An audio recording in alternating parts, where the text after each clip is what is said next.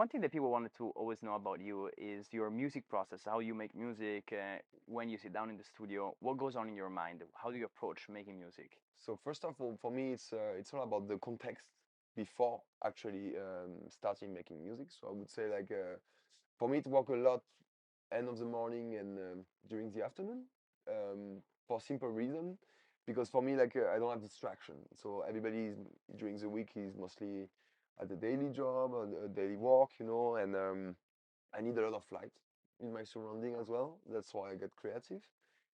And by the fact that I don't receive message from people during the day, I'm fully focused on music. Hmm. And I like as well to have my time during the evening for my social life, my girlfriend, for my friends as well, you know, and to be able to get out a bit of my place, especially when you do music and you stuck in a You get room. sucked in Yeah, the yeah, cave. yeah.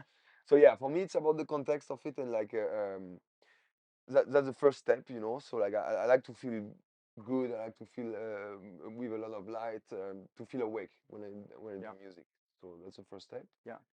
And And then I was gonna ask, like, so you have specific day when you do music, or you do music every day? so I try to do music every day, but like not necessarily to do track.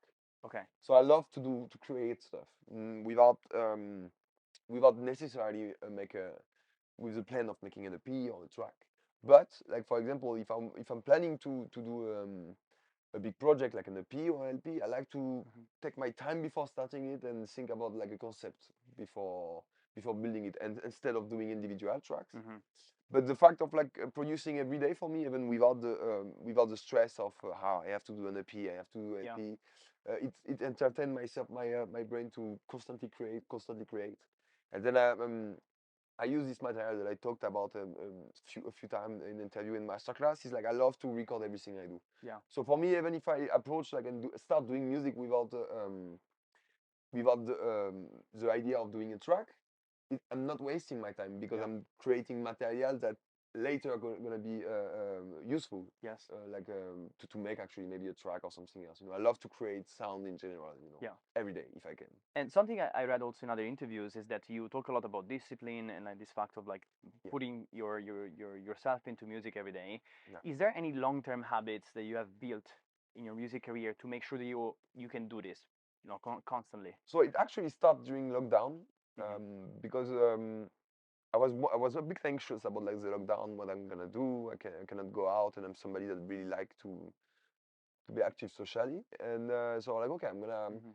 isolate myself in music. But I was like, how can I do this without being a struggle and then feel alone, you know? Hmm. And so for me, I was like, okay, I need to think about structure, you know? And so the first fact was what I talked before, like, you know, about the context of why I do music, feeling good about it, you know? And then I was like, okay, like, I want to have a routine of doing music, and how I can find. I want to do it every day in order to entertain like an excitement of, and a challenge Yeah. while approaching music, but without maybe a final goal or purpose, but just a constant training of ears, training of creativity, training of imagination, and by this, that's why I wanted to keep like a line of doing it again and again and again. And I wanted to prove myself to see how far I could go during lockdown. And so the first year, that's when I start like thinking like about like at what time I can produce, at what time I'm the most Mm. productive, at what time I'm the more focused, you know. And that's when I developed my surrounding, like Right. cleaning my place, having olive like some oil, essential oil, not olive oil, sorry, essential oil around me to feel good, you know, like some hair, some good light, and this kept me going longer and longer to see how I can optimize my creativity and focus the Right. longer I can, you know. And Yeah.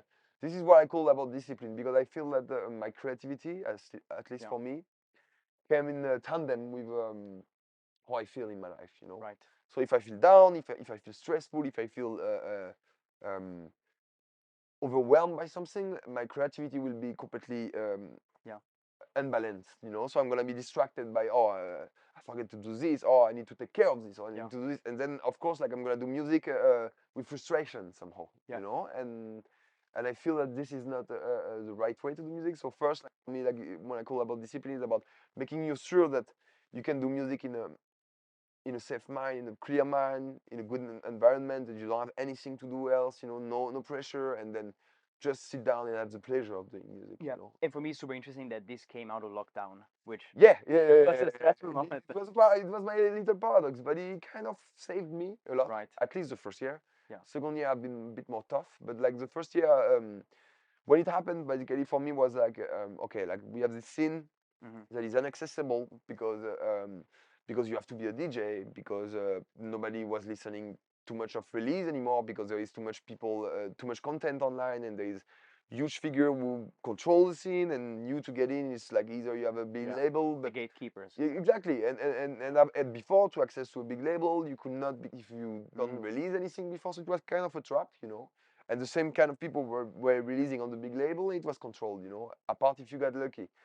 When COVID happened, it kind of like set down everybody to the same level, and there is a generation that for me did a mistake above us, above my generation. Is like they decided to stop doing music completely for almost 2 years because there is no club. So they were like saying like, yeah, why should I do music because there is no club? But for me, and I figure out like a lot of people in my surrounding was thinking the same. They were like, no, that's the opposite. Like the opposite, yeah. We stuck at home, like we stuck without our club, so we need music. We need music to listen, and so for me there was like a kind of a wake up call. I was like, okay, like if there is one moment where I have to give a shot and really start like releasing music and releasing public. My world and my style is now, because people gonna actually have the time to be home and listen to it. You know? Also do stuff that is different from club music. Completely, and that's what worked really good for me, is because like I wanted to make the paradox of like doing cinematic and more experimental kind of music within the structure of dance music, you know, but like not necessarily like when, for example, I like to take the example of La Valse on HoS, for example, because this was my idea of it. I wanted to do the concept of like doing like really not clubbish kind of sounds within the structure of club music, but I wanted that people could listen to it and experience it at the same time that when the club will reopen, experience it on a louder sound and louder surrounding, you know. But for me, the main focus was people are at home. I want them to experience them with themselves, you know. That kind of shaped as well my sound signature, because I understood as well that people are curious about music and not necessarily want satisfying movements, you know. They want as well to listen something, to feel something, and that's what for me bringing cinematic, bringing storytelling in music is important, even if it's for dance music, because you can dance, but you can feel something. And so for me, like that's my way of like feeling I'm not just doing tools or files, but I'm telling a story within the movement of people. Yeah, and I do see that. I think probably that's the music you eventually created for 47. So the latest EP on 47 is exactly like that. It's the epitaph of this. It's like it was the idea of 47 was to do an approach like an album within 5 tracks. And I wanted to oppositely think like go to the extreme of that concept, you know, and really I knew that EP, for example, I mean I've been surprised it kind of get played more than I was expected, but the idea was this actually was to won't I go super far in this concept of cinematic and atonal kind of music, and make it really hard even to be playable because it's not. I mean, I don't know. Like in my point of view, it was not the most easy tracks to play, but like I wanted really to break as well the rules that if you want to do like a conceptual thing, you have to have an album. I was like, no, you can do it as well within 5 tracks or 4 tracks, you know. And that was I like to do concept in my music, you know. I like I don't do music to be played by a lot of people, but the pleasure that I like of it is, and I realize that a lot of people like of it, is actually the concept of being against those kind of rules a priori rules and just the fact that it is complicated, just the fact that it is complex when everybody told you to do less is more, the fact that it's not necessarily for club, make what is my style today, you know, and that concept for me is making me feel as a musician and as an artist that that's something I resonate to, you know. And I think I mean the public resonates with that too. Like I think a lot yeah, of people. it's a good I was really surprised of this, to be honest. I knew it will go well because I had prepared like a strategy and a plan, you know. But seeing how this year I've been so far, and so I would have never expect to go that well, you know, and I Yeah. feel that as well, like by creating this, I created sort of a very interesting connection with the people, because I managed to. A lot of people told me like they felt some insight of myself within the music or my set or my production, and this is something like I'm really happy of more than the success of it. It's like I build like a fan base that people are really, they're not just following me, you know, they Yeah. really Understand you. understand maybe my message, and Yeah. on top of that resonate with themselves, you know, and that's Yeah. something that music did to me in the past as well, you know. So if I can finally arrive to the point where I can also give this back, you know, it's wonderful for me. It is, yes, and not surprising to you. A lot of people before this conversation have Yeah. asked, how do you do your sound design? So the sound design, like that's the one that's the one that I've been asked a lot. So yeah, like so I'm really inspired by sci-fi, as maybe you guys can expect, you know, and but Movies, books, or both? oh, everything.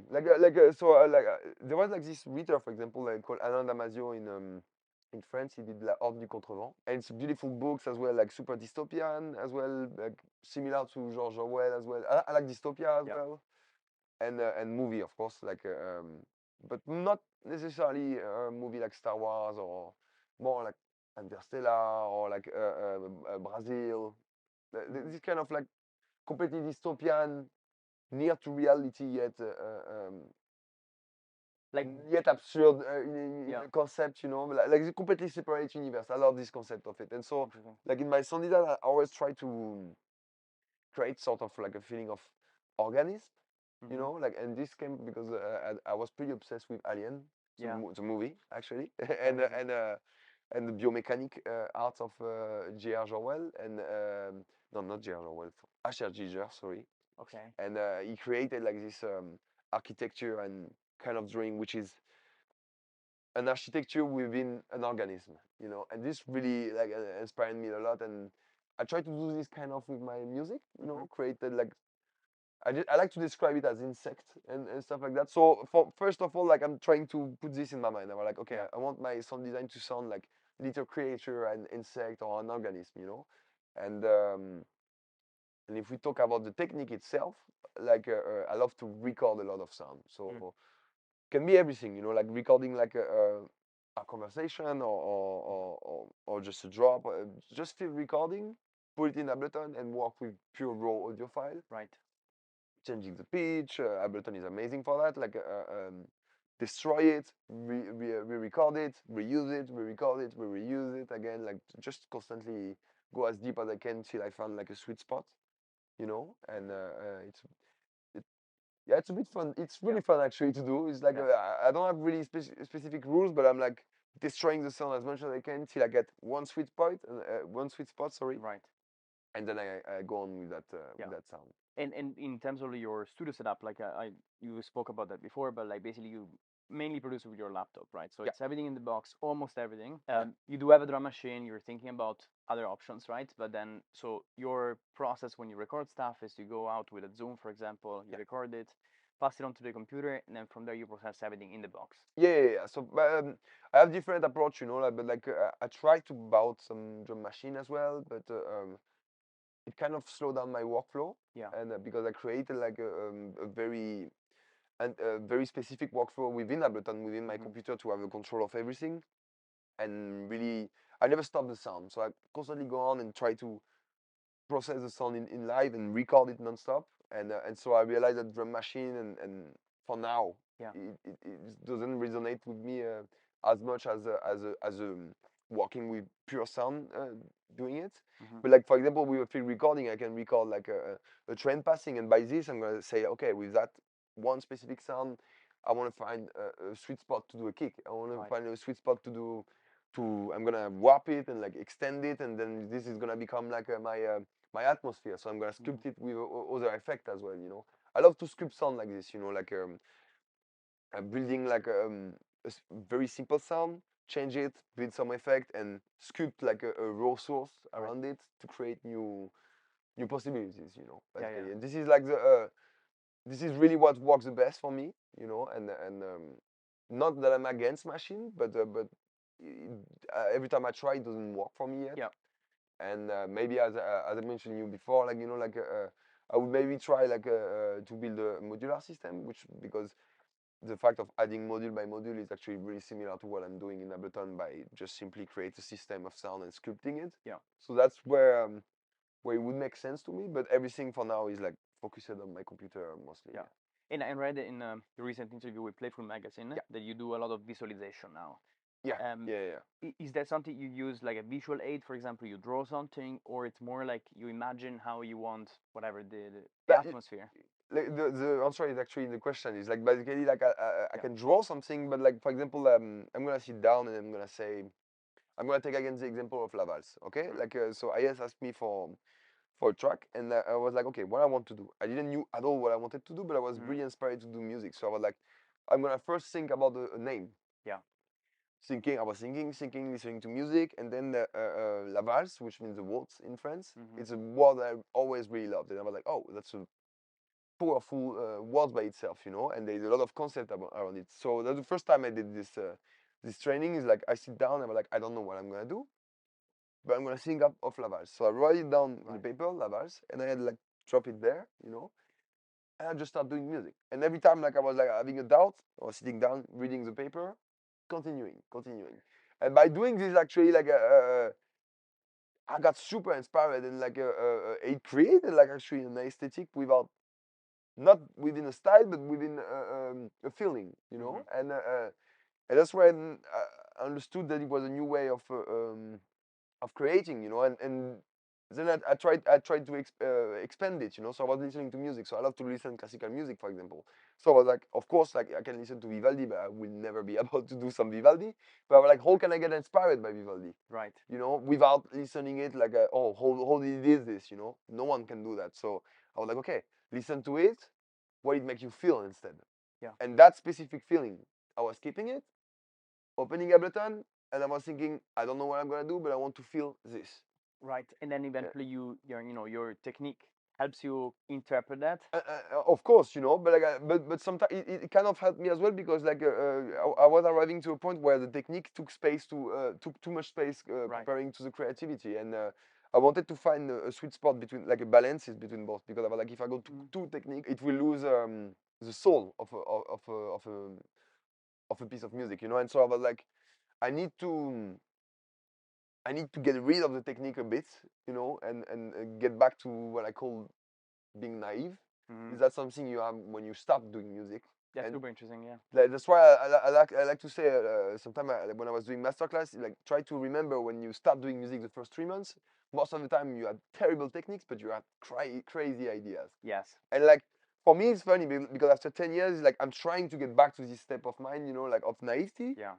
With the knowledge that I have, you know, and that's for me like the visualization is a really good exercise to do, you know. So yeah. And it's super tricky because now, I mean, it's very hard to go back to the state of mind you were in 10 years. Exactly. Yeah. No, so I'm like yeah, like this technique of visualization was I found it last year, and it kind of worked well, and I'm always trying to find new way of approaching music, and this was working well. So it can be a drawing, a word, a memory, you know. It can be I don't know, the music. It can be a friend of you. It can be anything, you know. And I don't know. And by doing this, like I feel even more close to the project I release, you know, because it have a meaning to me even more, you know. Then it fits with the concept. It fits with what you Exactly. communicate. Yeah. And that's why, like that's why, for example, I had to do it a lot with the Pian 47 because, for example, I couldn't choose. We didn't want to do the track name. Yeah. But like, how can I? Like, I need to find another way of finding a conception, and that was more like I was thinking of the night, and like a very late night, but not dark or whatever, like just like a very romantic kind of night, you know, a nocturnal a bit we say in France, and like nocturnal, which means like nocturnal, yeah. Yeah, it's like a very like between 1 a.m. and 5 a.m. It's a very specific time, you know, and I had to have this concept of very dark night, but not dark in the meaning, like really no light at all, you know, and you're just walking in the city. And that was the concept of my 47 EP, you know. And so I was like, oh, I want to feel like that, you know, and that's why I try to bring in within it, you know. And I wanted to ask you something else, like related to this, which is Yeah, you're released on a lot of labels now. yeah, The ones you are in a way closer to are yeah. of course Mord, 47, Hayes. Like, how does the work? How do you approach like sending demos, reaching out to people? Do you focus on specific labels? Do you wait for them to reach out to you, or I don't know? So it's a bit of everything, but like for those three, actually, that's a good example because there were three different stories. And Mm-hmm. like there is IS that actually I met randomly in Norbach back in 2020, at the end of 2020, by a friend of us, Conceptual. Yeah. And we talked, and then after a while, like he was seeing like I was doing some music, a lot of jam on Instagram, so he just asked me, "Hey, do you have some tracks to send?" So I sent him. Back then, there was my LP on New Rhythmic, and uh, and um, and he was like, "Oh man, like that's super sick. Like, would you be mind like to sending us maybe for IS? And I was like, "Oh, okay, but let me do something new." And that's when Yeah. I did the La Valse. And 1 week later, I sent it to him. So this happened like that, really like That's casual cool. meeting Yeah. and happy accidents. But for Mord, for example, Mord actually I've been in contact with Bass for like a couple of years. Mm-hmm. And I remember, I had contacted him like 3 or 4 years ago. I sent him like a huge pack of 20 tracks, but it was a bit too much and not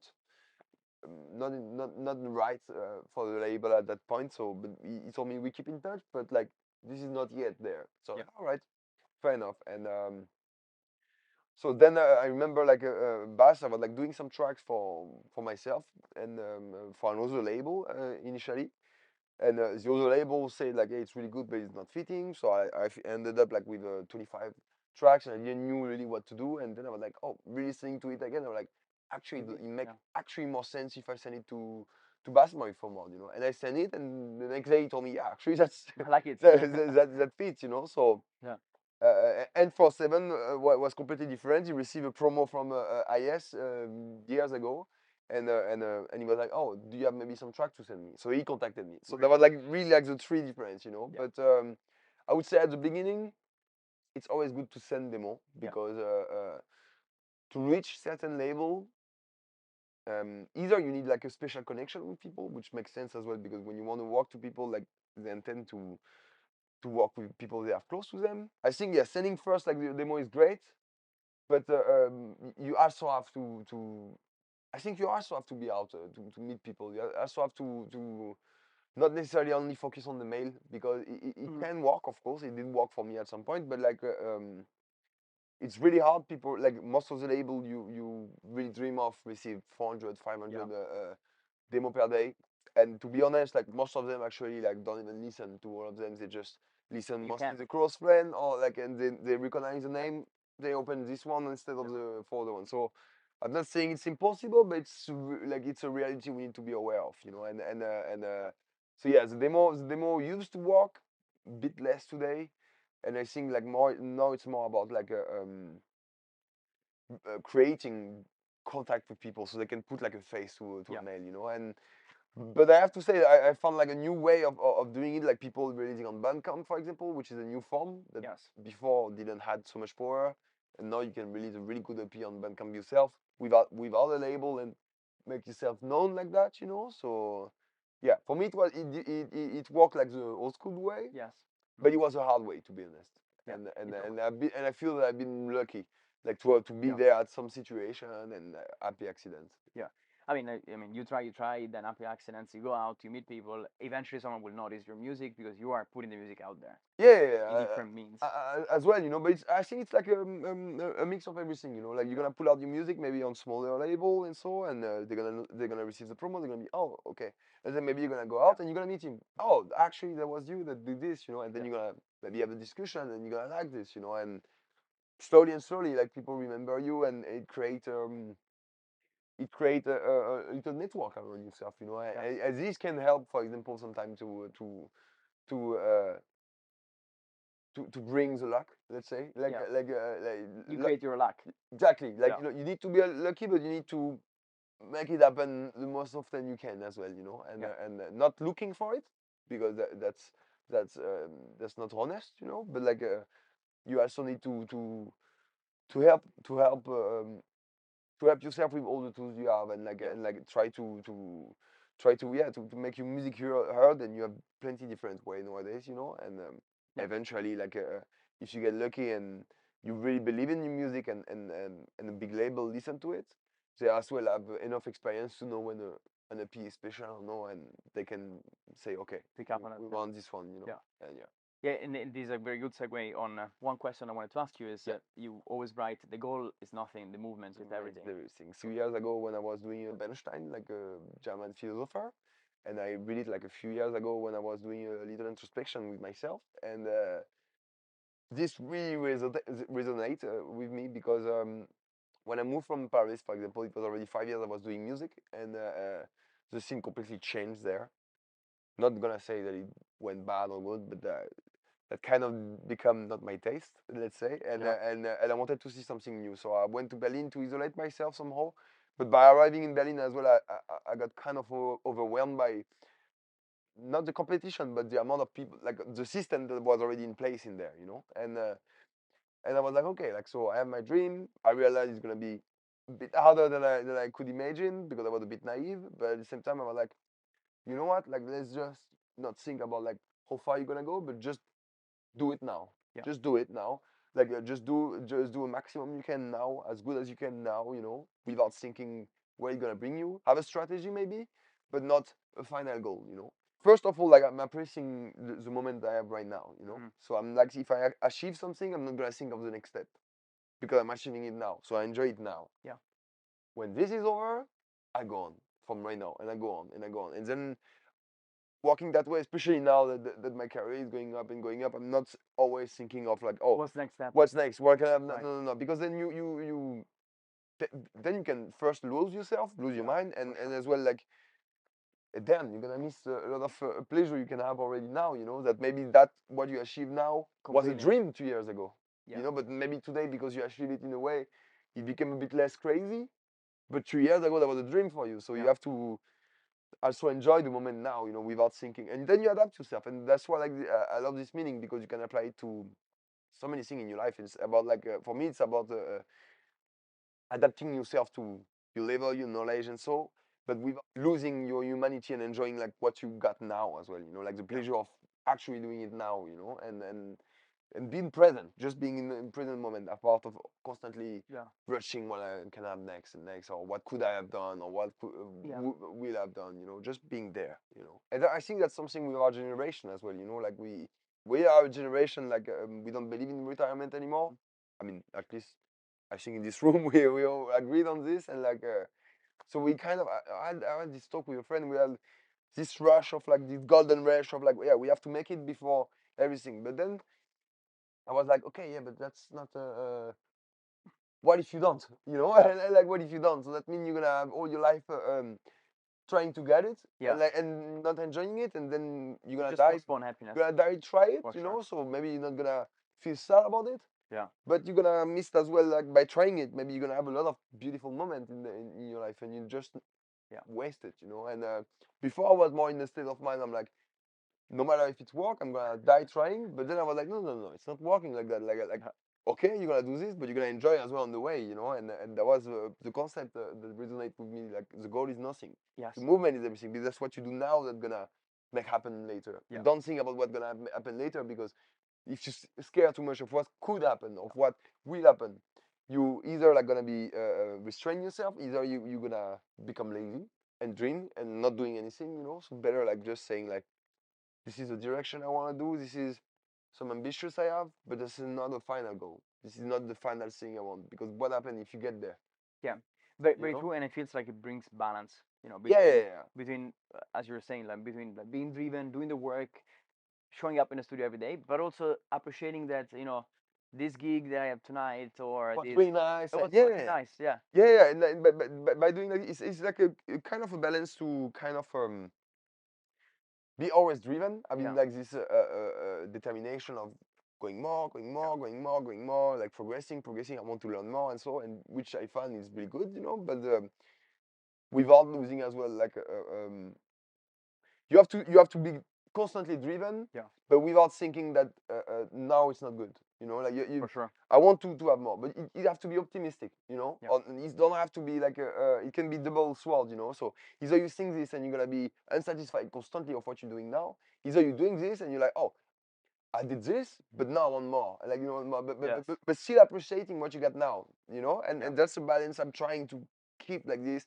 That's why as well, like I'm for example, like if I get more success on something, and so you know, I'm trying to tell myself, okay, cool, that's nice, but don't get satisfied, because if you get satisfied of this, then you get lazy, and then you then it degrade, you know. Yeah. Yeah. And then by I'm like, okay, that's I'm enjoying it now, and so, but now like, what can I do to make it better? What can I do to what can I learn more? What can I do better? Like, what can I adjust to what I'm doing now, you know? But without being critical in a negative way, but just in thinking like, how Without can I be? stressing and rushing. Yeah, yeah, yeah. Yeah. Just like having like trying to always be the best version of what you do now, you Yeah. know, and but still as well be proud of what you already did, you know. But Yeah. without, I think one extreme or the other is not good, you know. If you too proud of what you I do, agree.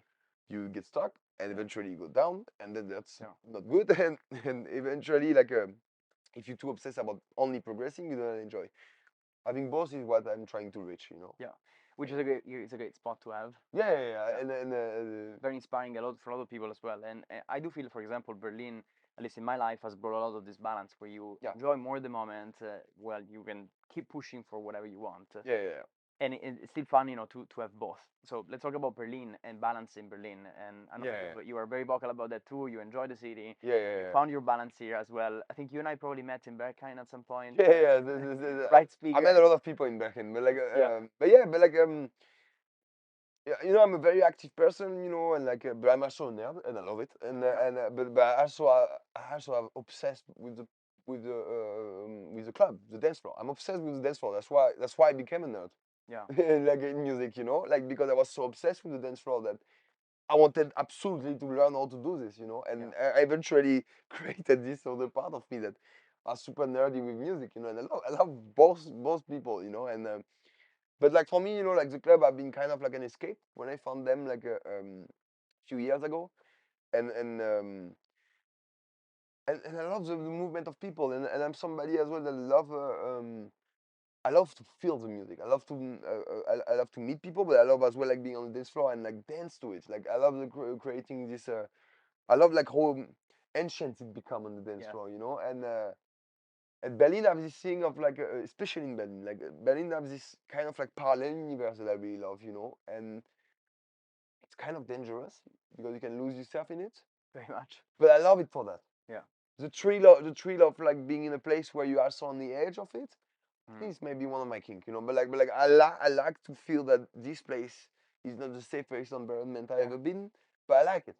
I learned so much about myself by it because I'm not denying it, you know. I like this. I like this place where there is excess. I like this place where there is stuff that you shouldn't do, thing in the society, you know. But I like it. And very early I was like, I like, is it right? Is it wrong? And I'm like, no, it is good, but you have to find the balances, you know. And for me, what is great about Berlin is like it's so accepted there that it's the beauty and the danger. It's like it's so accepted that you can lose yourself and not even remembering that you have to be careful Yeah. because it's a parallel universe, and if you do too much of this, you can lose yourself.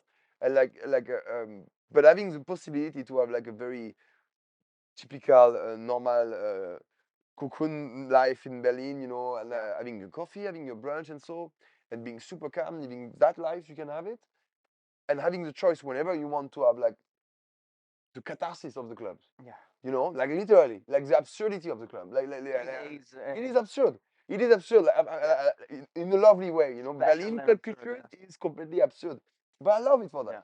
because it like just like it doesn't make sense to me, especially coming from Paris, that a place like this exists.